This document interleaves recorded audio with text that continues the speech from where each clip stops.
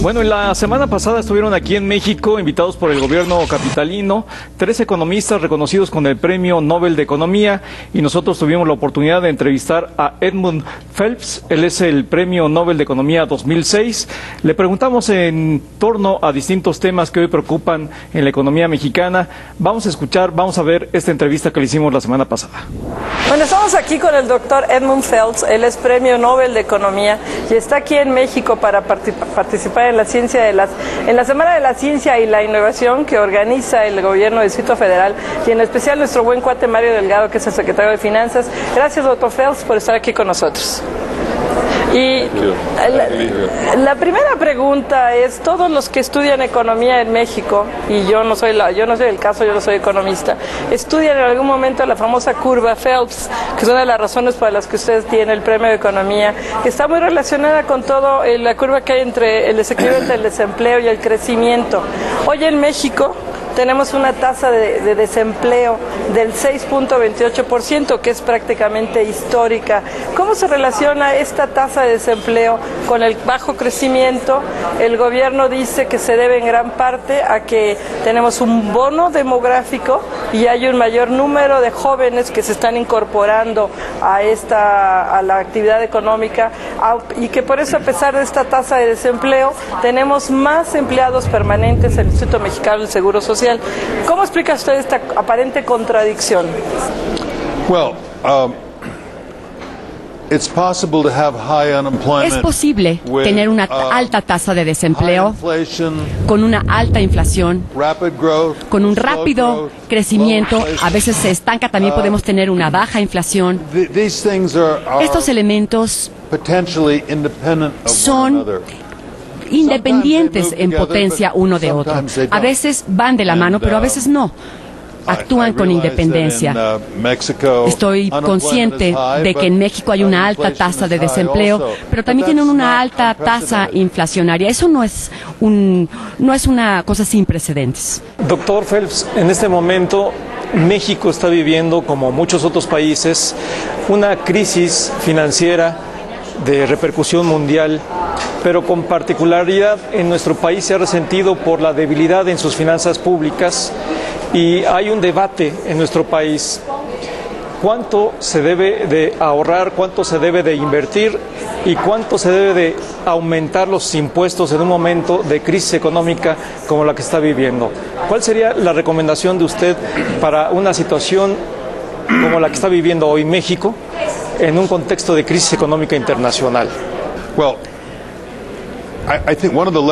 Me parece que una de las lecciones que hemos aprendido en esta crisis es la importancia del ahorro para los años de vacas flacas. Tenemos que aprender a ahorrar, tenemos que cuidar el gasto, tiene que haber una relación coherente entre el gasto y el ingreso, tiene que haber un punto de equilibrio. Los gobiernos tienen que aprender la importancia de cuidar su superávit presupuestario para los malos momentos. Habiendo dicho esto, este no sería, me parece a mí, el mejor momento para aumentar impuestos. Y desde el punto de vista de una economía nacional, de las finanzas nacionales, tampoco me parece el mejor momento para que el consumidor recorte su gasto. Pero no podemos controlar el gasto del consumidor. Lo que sí podemos controlar de alguna manera es la política fiscal del gobierno. A mí me parecería mejor que el gobierno esperara y se diera un momento antes de elevar los impuestos.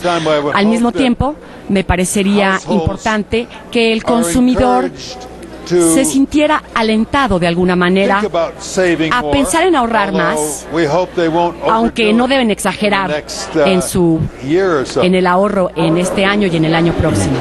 Doctor Phelps, en el caso de México, hemos crecido muy por abajo del potencial que tiene la economía mexicana. Estamos creciendo a las tasas menores de América Latina. Dependemos mucho de las exportaciones de Estados Unidos, pero también es cierto que no tenemos un mercado interno fuerte. ¿Cómo puede hacer la economía mexicana para crecer a tasas del 6, 7, 8%? Me parece que esta es una pregunta fundamental que México ha tenido que hacerse desde hace ya mucho tiempo. México es un poco como Alemania. Ambos dependen demasiado de sus exportaciones para elevar sus tasas de empleo y de ingreso. De modo que me parece que México, lo mismo que Alemania, no tiene una economía muy innovadora. No demuestra tener un verdadero dinamismo económico. A mí me parece que esa es el área en la que México tendría que trabajar. Tiene que hacer varias cosas. Hay una verdadera lista de objetivos a cumplir, pero uno de los más obvios es reducir los costos para la creación de una nueva empresa. Es muy importante que México no desaliente a la gente interesada en echar a andar un nuevo negocio. También sería muy útil que México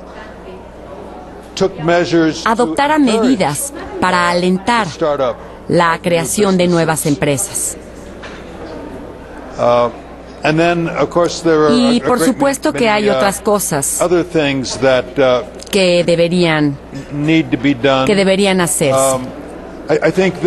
Me parece que el gobierno debería prestar su ayuda al empresariado mucho más de lo que lo hace. Debería ayudar a los empresarios con sus programas innovadores, dándoles también asistencia técnica en todo esfuerzo innovador. Y también es importante tener un sector financiero que atienda al sector empresarial. Los Estados Unidos solían tener un muy buen sector financiero en ese respecto, pero ya no lo tienen. Y ahora vemos el costo que esta nación está pagando. Hemos tenido un lento crecimiento en los Estados Unidos durante una década. Ha habido poca innovación durante una década. Y esto está estrechamente vinculado, por decirlo de alguna manera, a la abdicación de las responsabilidades por parte del sector financiero para atender al sector empresarial. Los bancos ya no quieren extender créditos a las empresas, han olvidado cómo hacerlo. Y no queremos que esto ocurra en México. Bueno, usted hablaba de la importancia de las lecciones que nos dejó la crisis, esta crisis que aparentemente ya estamos dejando atrás. Pero uno de los problemas que se discuten a nivel mundial es el alto déficit que tienen hoy los principales países desarrollados, comenzando por Estados Unidos, un déficit superior al 12% de su Producto Interno Bruto. ¿Cómo debe hacerse para, por un lado, fomentar más ahorro interno? ¿Qué va a pasar en el momento que Estados Unidos tenga que empezar a reducir este déficit? Esta sí es una pregunta